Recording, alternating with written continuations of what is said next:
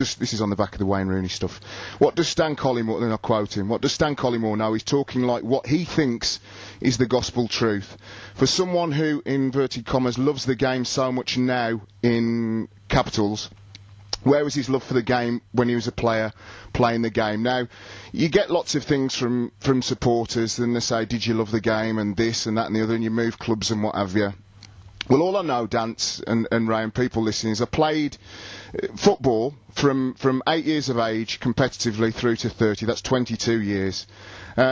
If you make a suggestion to 130,000 followers or so that Rio Ferdinand does on Twitter, then I have the right to reply in the same open forum on Talksport.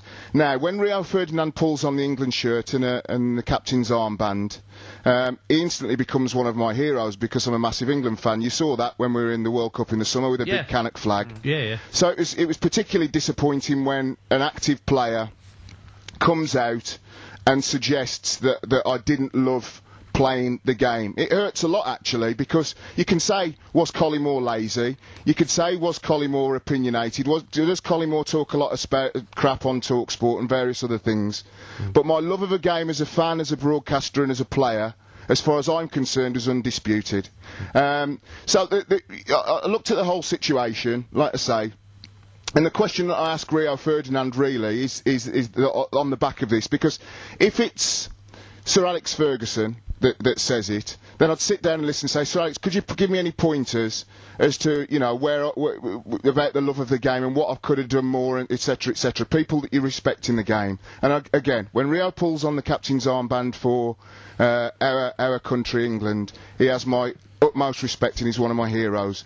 But Rio Ferdinand, the questions that I ask you directly are, did you love the game enough to avoid missing a drugs test which saw him unanimously found guilty of misconduct, and as a consequence he missed Euro 2004? Did that show a love of the game? Did Rio Ferdinand love the game enough to avoid having to be left out of an England squad because of drink driving, an offence that killed 380 people on our roads last year? Did Rio Ferdinand love the game enough to avoid 4 driving bans, some for speeding, which is an offence that kills thousands on our roads? And did Rio Ferdinand love the game enough to avoid a violent conduct charge and an extended ban after that frivolous appeal? It's easy to throw stones at somebody when they're not playing, and just as Rio Ferdinand supporters and Rio will say that's not relevant because it's in the past, then I'd like to know from Rio Ferdinand if he's got the balls to call us up on Talksport, or to call me directly on my mobile phone, or to meet in person, no fights, no arguments, no Twitter fights, to look me in the face and give me evidence as to where my love of the game was lacking. I may not have always done my best. I may have had lots of issues going on in my life, which I ended up shooting myself in the foot.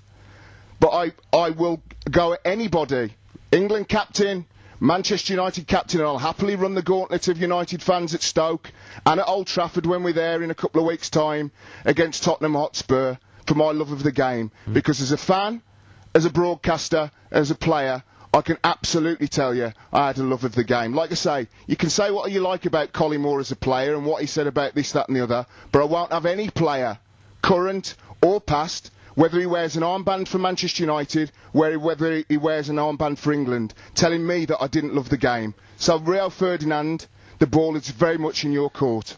08717 223344, Rio. If you want to call Talksport and have it out on the air, within reason, then feel free to give us a call.